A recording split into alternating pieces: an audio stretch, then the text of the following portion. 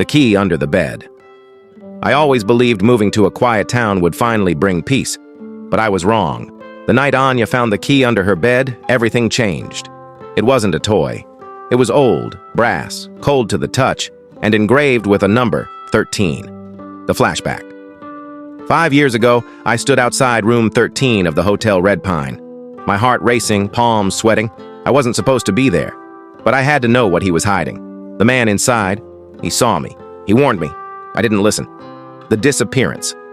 The day after I touched that door, he vanished. No goodbye, no trace, just silence. The police ruled it a missing persons case, but I knew better. Room 13 had a way of swallowing secrets. Anya's drawing. Anya, only 8, started drawing strange things. A red door. A man with no eyes. A woman crying in a corner. She said, "He comes when the house is quiet." I never told her what happened, so how did she know? The locked drawer. My wife Emily kept a locked drawer in the attic. I never questioned it, until the day I found Anya trying to open it, with that same brass key. The drawer didn't open, but Emily's face turned white when she saw it. The whispering walls. At night I heard whispers, faint, like a radio left on in another room. But when I followed the sound, it always stopped in front of Anya's bedroom. Always. The tape recorder.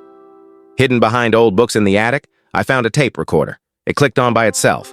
The voice on the tape said, "Room 13 is not a place, it's a memory."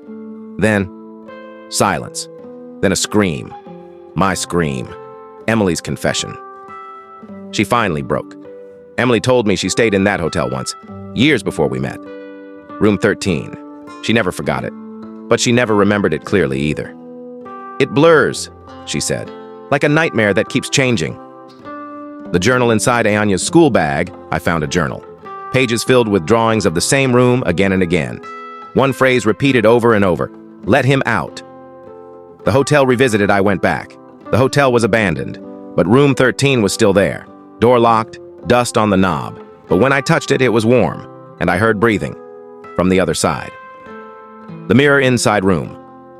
13, the only thing left was a tall mirror, cracked. But as I looked into it, I saw a version of myself, older, thinner, broken. He mouthed the words, "You left me." The letter on the mirror was a taped letter. My name, my handwriting, but I never wrote it. It simply read, "You chose to forget. Now remember and pay." Anya vanishes. That night, Anya disappeared from her room. No signs of struggle, just her drawing pinned to the pillow, a door half open, and the words, "Follow me." Descent room. 13 had a basement. The stairs were hidden behind wallpaper. I followed them down into darkness, with only the sound of Anya humming in the distance. The door below. It wasn't brass. It was bone, white, with carvings. And Anya's voice on the other side said, "Don't be scared, Daddy, he just wants to talk." The man in the chair inside sat the man I saw all those years ago. Older, eyes hollow. He looked up and smiled. "You made it. Took you long enough." The memory room. He showed me a wall of moving images. Every decision I made, every time I lied, every time I turned away. "You created room 13, he said. "You filled it.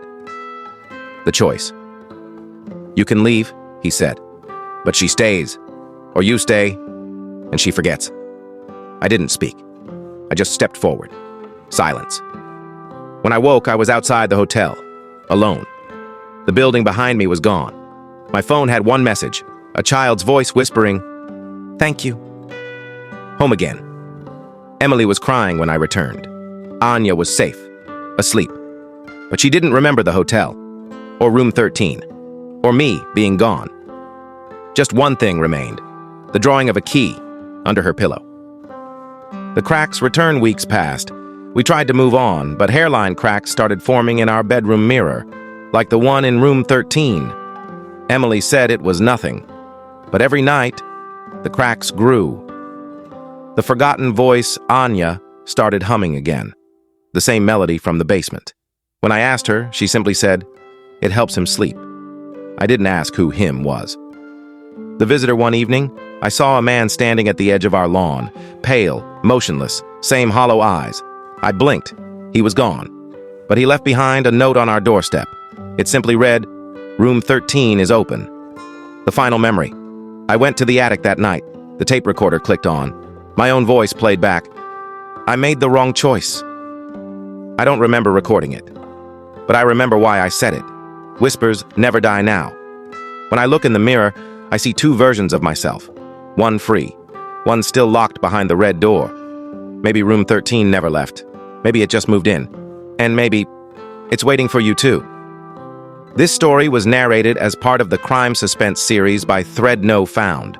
Like, share, and subscribe for more mysterious voice-acted stories. Stay curious, and stay out of room 13.